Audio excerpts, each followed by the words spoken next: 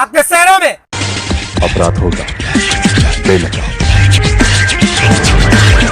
आपके गलियों में बढ़ता जा रहा क्राइम, महिलाओं में हो रहा अत्याचार, वो करने की कोशिश की, रास्ते पे हो रहे खून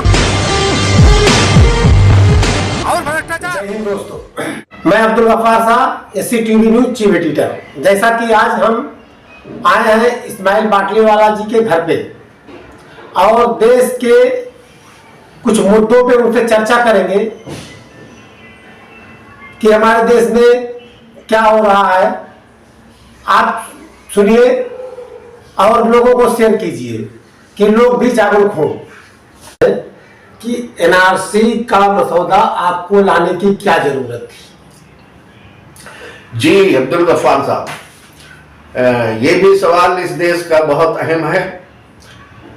NRC मसौदा लाने की जरूरत इसलिए पड़ी कि 2016-17 में हम आसाम की गलियों में घूम रहे थे।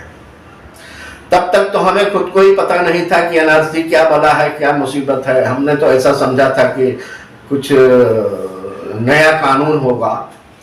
जब आसाम की गलियों में हमने देखा, वहाँ के जो सरकारी अफसर रहे हैं उनके कामकाज को देखा, वहाँ के लोगों की परेशानियों को देखा, तो फिर हम गहराई में जब उतरने लग गए तो फिर हमें पता चला कि भाई ये NRC तो हमारे उन बुजुर्गों ने लाया है जिन्होंने देश की आज़ादी दिलाई थी।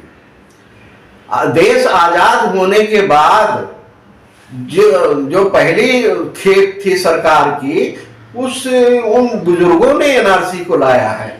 जब ये सवाल मेरे दिमाग में आया कि अगर हमारे बुजुर्गों ने ही NRC को लाया है तो फिर ये बुरा कैसे हो सकता है, बिल्कुल अच्छा होगा। तो इस पे हमारा अध्ययन शुरू हो गया। जब हमने अध्ययन शुरू कर इस पे खोजबीन करने लग गए तो हमने पाया कि संविधान के पार्ट 2 में ही NRC का प्रावधान है और 1955 में इसका कानून बन गया। तो फिर मुझे लगा कि अब तक मुझे NRC तो नहीं मिला। संविधान जिस दिन लागू हुआ उसी संविधान के पार्ट 2 में NRC है, लेकिन आज तक मुझे नागरिकता नहीं मिली। मैं आज भी दावे से नहीं कह सकता हूं कि मैं इस देश का नागरिक हूं। और देश का कोई भी नागरिक नहीं कह सकता। तो जब मैं नागरिक नहीं हूं अब्दुल गफ्फार साहब, तो मैंने देखा कि हमारे देश का राष्ट्रपति भी नागरिक नहीं है। इस देश का राष्ट्रपति है, हमारे देश का प्रधानमंत्री है, हमारे देश का गृह मंत्री है, हमारे देश के MP MLA सारे लोग हैं, लेकिन सबको मैं पा रहा हूं कि ये मंत्री भी है, MLA भी है, मिनिस्टर भी है, राष्ट्रपति है, प्रधानमंत्री है, गृह मंत्री हैं, लेकिन ये देश के नागरिक नहीं है, संदिग्ध नागरिक। समझेगा। इनके पास भी अगर मेरे पास नागरिकता का प्रूफ नहीं है तो आज का जो प्रधानमंत्री या गृह मंत्री है उसके पास भी नागरिकता का प्रूफ नहीं है। अगर उसके पास ये प्रूफ है कि मैं गृह मंत्री हूं और प्रधानमंत्री हूं तो इतना काफी नहीं है। और उनके लिए तो फिर मैं वोटर हूं, ये मुझे गर्व है कि मैं इस देश का वोटर हूं। अगर तुम नागरिक हो तो फिर मैं भी नागरिक हूं, मुझे नागरिकता से वंचित नहीं किया जा सकता।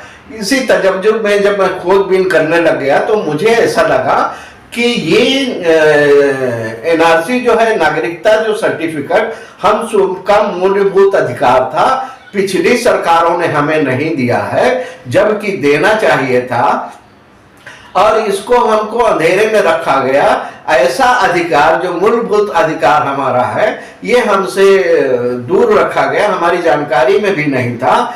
तो इसलिए जब हम खोजबीन करने लग गए और तमाम तरह की तकलीफें देखा, हमारी माँ बहनें जब देश भर में सड़कों पर बैठ गई, शाहीन बाग चलाया गया, वो सब को ध्यान में रखते हुए, फैक्ट फाइंडिंग को ध्यान में रखते हुए हमने समझा कि भाई हमारी सरकारों के पास हू हल्ला करने के लिए, ढोल मजीरा बजाने के लिए देश को बांट दिया, NRC विरोधी तबका बना दिया और NRC समर्थक तबका बना दिया।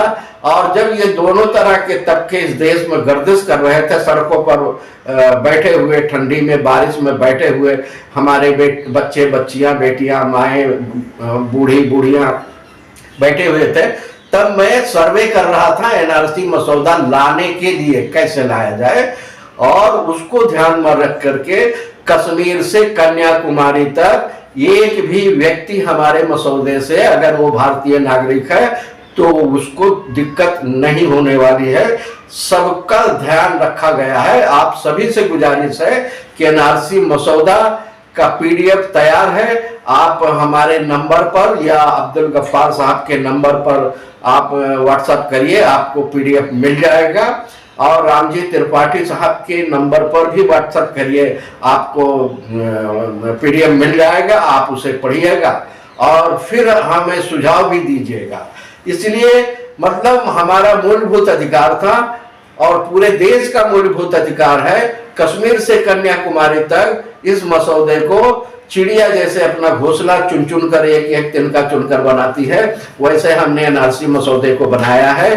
किसी को भी दिक्कत नहीं होगी, इसलिए इस एनआरसी मसौदे के पढ़ने के लिए मैं आह्वान करता हूं और आपके व्यूअर से भी गुजारिश करता हूं कि वो पढ़ें और जरूर जो है उसका प्रिंट निकाल के खुद भी अपने घर में रखें, अपने परिवार के लोगों को दो, अपने पड़ोसियों को, अपने रिश्तेदारों को, अपने दोस्तों को भी पहुंचाने के करें। ये वो डॉक्यूमेंट है जो आपके लिए है, आपके बच्चों के लिए है, आपके बच्चों के बच्चों के लिए है। और ये डॉक्यूमेंट ये है, ये जो मौजूदा सरकार है उसके सामने भी है, आने वाली जितनी भी सरकारें हैं उन सब के लिए है। और 9 जनवरी 2023 को मुंबई में प्रेस कॉन्फ्रेंस लेकर के देश को समर्पित किया गया है एनआरसी मसौदा, जिसमें से देश के सुप्रीम कोर्ट को और राष्ट्रपति को, देश के केंद्रीय मंत्रिमंडल को